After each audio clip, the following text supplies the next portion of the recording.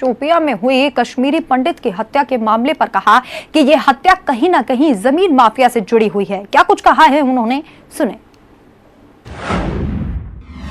जम्मू कश्मीर में एक बार फिर से कश्मीरी पंडितों की हत्या हो रही है। बात कर लेना चाहेंगे जम्मू कश्मीर से बीजेपी के नेता हैं जो कि हिंदूवादी भी हैं, यहाँ पे राजीव चंदेल जी हैं। चंदेल जी, किस तरीके से आप देख रहे हैं, क्योंकि आए दिन जम्मू कश्मीर में कश्मीरी पंडितों की हत्या का मामला सामने आता है।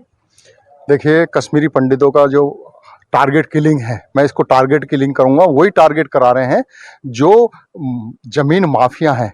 उन जमीन माफियाओं ने एक तरह से कश्मीरी पंडितों में भय का माहौल पैदा करने के लिए उनकी जमीनों पर जबरन कब्जा करने का, और वो नाए एक को मारेंगे तो 10 कश्मीरी पंडित घबराएंगे। इस कारण से ये टारगेट किलिंग चल रही है, और ये टारगेट किलिंग के ऊपर नकेल कसने के लिए माननीय अमित शाह जी ने बहुत सख्त कदम उठा लिए गए हैं। लेकिन कहीं ना कहीं जमीन स्तर पर कुछ ऐसे लोग जुड़े हैं जो अधिकारी के लेवल पे भी, पटवारी लेवल पे भी कुछ ऐसा मामला आया था बारामूला का, तो उसमें हमारे डॉक्टर समीर कौल हैं, उनकी वाइफ की जमीन थी बारामूला में। वो पटवारी ने किसी दूसरे एक्स मिल्टन बोलते हैं जो आतंकवाद को छोड़ करके मुख्य धारा में आ गए हैं, वो आज भी जमीनों का धंधा कर रहे हैं भूमाफिया के रूप में, और उन आतंकवादियों को रुपया पैसा देके कश्मीरी पंडितों को हत्या कराते हैं, जिससे कि कश्मीरी पंडित वहां ना घुसे, ना विस्थापित हो। जो आज दर दर की ठोकरें कश्मीरी पंडित खा रहे हैं, वो उनके अंदर भय का माहौल पैदा करने के लिए। लेकिन राजीव जी, जब वहाँ पे बीजेपी की तरफ से सरकार बनने की बात की गई थी, चाहे धारा 370 हटाने की लेकर के हो, ऐसे में वहाँ की स्थानीय जनता को एक विश्वास था बीजेपी के ऊपर। लेकिन लगातार कश्मीरी पंडितों को लेकर के जो वहाँ पे घटनाएं बढ़ रही हैं, क्या लग रहा है, क्या बीजेपी उसमें नहीं हो पा रही है सही से, और क्या वो अपने आप को सुरक्षित महसूस कर पा रहे हैं? भारतीय जनता पार्टी पूरी तरह सक्षम है। जब से 370 हटी है धारा, आप एक चीज देखिए कि पहले लोग, जब एक आतंकवादी मारा जाता था, लोग पत्थर उठा लिया करते थे हाथ में। आज देखिए वो पत्थरबाजी की घटनाएं रुकी हैं। बहुत बहुत शुक्रिया। हमने बात की बीजेपी के जम्मू कश्मीर के हिंदूवादी नेता यहाँ पे राजू चंदेल जी थे। इनका साफ तौर पर कहना है कि कश्मीरी पंडितों की हत्या के सिलसिले को जरूर खत्म किया जाएगा, और उन सभी लोगों को टारगेट किया जा रहा है कि आखिर इस तरीके की किलिंग हत्या कौन करवाता है। वीडियो जर्नलिस्ट अजीत के साथ मैं कंचन अरोड़ा, दिल्ली, हिंदी खबर। और वहीं हिंदी खबर ने हिंदू धर्म आचार्य शैलेश तिवारी से खास बातचीत की। बातचीत के दौरान आचार्य ने कहा कि ज्ञानवापी परिसर हिंदुओं का है और हिंदुओं को ही मिलेगा। क्या कुछ कहा है उन्होंने, सुनिए।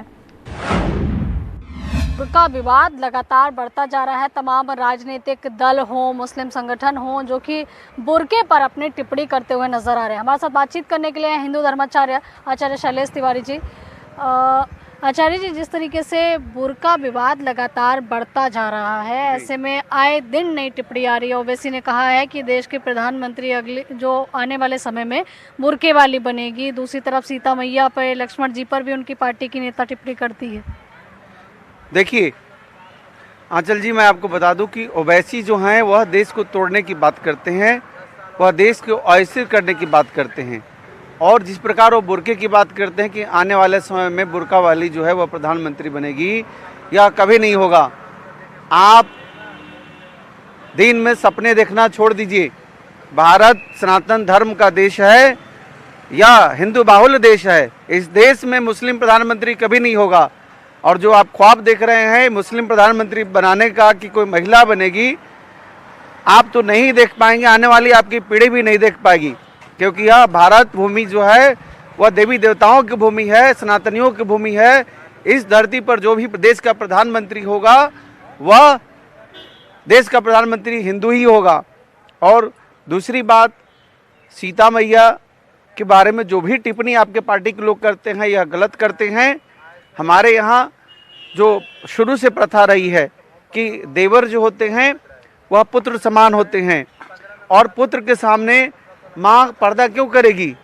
इसलिए आप अपना ज्ञान को सुधारें, इस देश में अस्थिरता की स्थिति न उत्पन्न करने दें। आपके एक बयान से देश में जो है हिंदू मुस्लिम के बीच एक तरह से कह सकते हैं दंगे की स्थिति बन सकती है। इसलिए वही बात बोले जिससे देश में स्थिरता हो। चलिए, धन्यवाद। तो देखिए, आप यहाँ सुन रहे थे आचार्य शैलेश तिवारी जी को, जिनका कहना है कि ज्ञानवापी हमेशा से हमारा था और इस पर जल्द ही विजय प्राप्त होगी, और भड़काऊ भाषण देने से ऐसे लोगों पर सख्त से सख्त कार्रवाई की इन्होंने मांग भी की है। कैमरा लोकेश के साथ आंचल यादव, हिंदी खबर, नई दिल्ली। और वहीं हिंदी खबर ने राज्यसभा सांसद डीपी वत्स से खास बातचीत की है। उन्होंने कहा कि हरियाणा प्यासा नहीं मरेगा और ना ही पंजाब। वहीं क्या कुछ कहा है उन्होंने, सुनिए। आदमपुर सीट पर उपचुनाव है और ऐसे में देखिए सभी पार्टियां जो है पूरी जान लगाकर चुनाव लड़ने में लग चुकी हैं, उम्मीदवार भी घोषित कर दिए हैं। हमारे साथ बातचीत करने के लिए हैं राज्यसभा सांसद डीपी वत्स जी। अगर बात की जाए, आप हिसार से हैं और जैसा कि देखिए आदमपुर सीट के लिए आपको स्टार प्रचारक भी बनाया गया है हरियाणा में, तो क्या लग रहा है आदमपुर सीट जो है किसके खाते में जाएगी?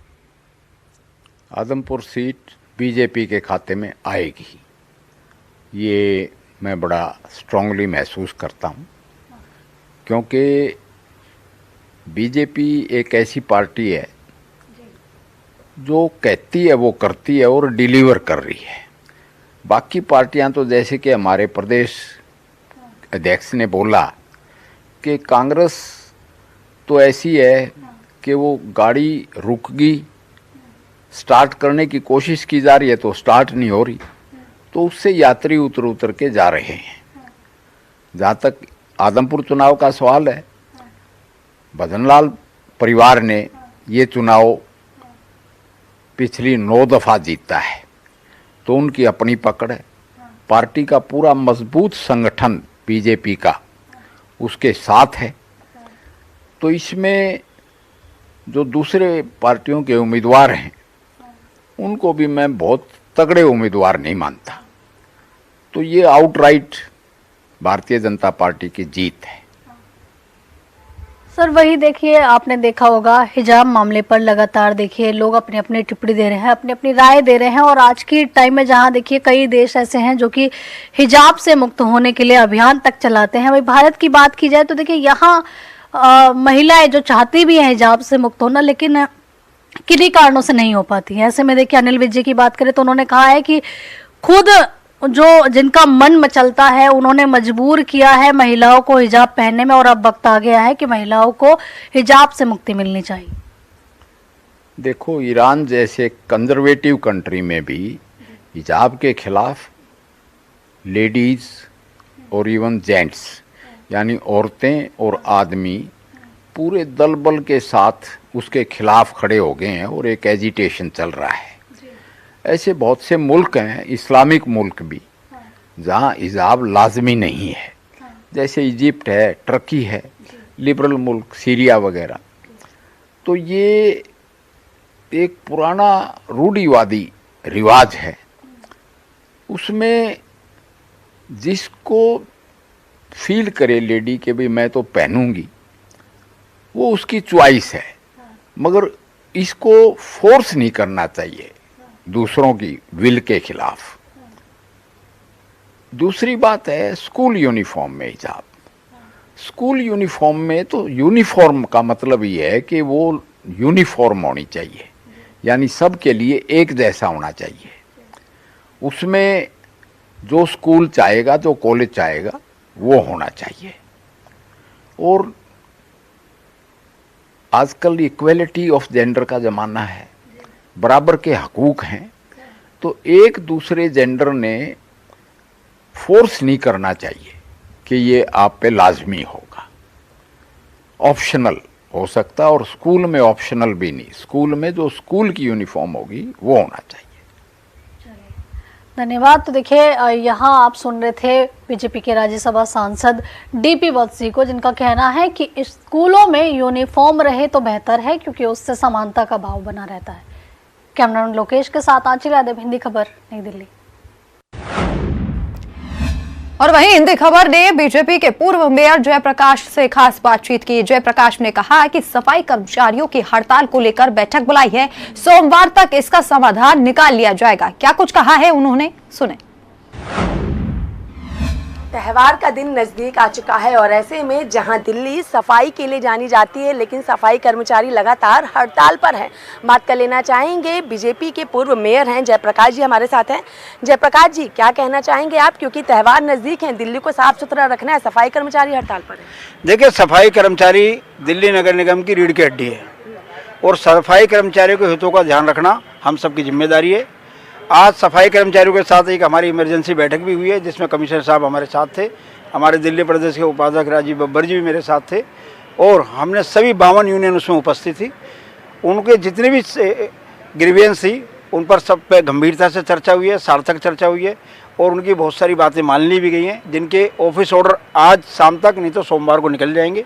चाहे FR 17 का विषय है, ईस्ट एमसीडी के जो 2 जोन हैं, चाहे करनामूलक आधार पर कर्मचारियों को पक्का करने का विषय है, चाहे कच्चे कर्मचारियों को पक्का करने का विषय है, या उनके जो भी विषय हैं, उनका वेतन समय पर मिले, उनको दिवाली का बोनस मिले, उन सब पे अच्छी चर्चा हुई है और जल्दी उनको सुखद नतीजे मिलेंगे। और दिल्ली में कर्मचारियों की हड़ताल आगे ना बढ़े, जिन्होंने हड़ताल की है वो हड़ताल वापस ले, ऐसा हमारा प्रयास है और उसमें हम सफल होंगे। लेकिन जयप्रकाश जी, अक्सर ही देखा जाता है कि एमसीडी के कर्मचारी चाहे तनख्वाह ना मिलने की वजह से या किसी और कारणवश हड़ताल अक्सर ही करते हैं।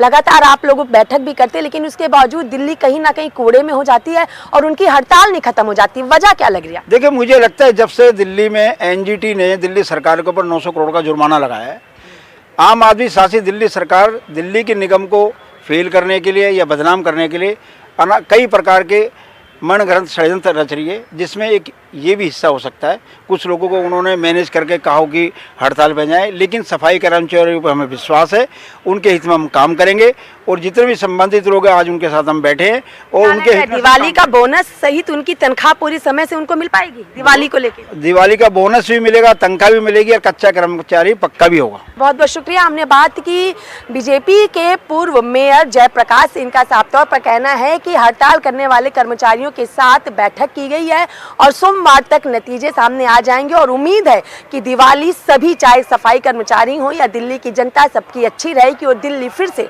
साफ सुथरी, यानी दिल्ली दिल वालों की कही जाएगी। वीडियो जर्नलिस्ट अजीत के साथ मैं कंचन अरोड़ा, दिल्ली हिंदी खबर। तो इन्हीं खबरों के साथ बुलेटिन में इतना ही। नमस्कार।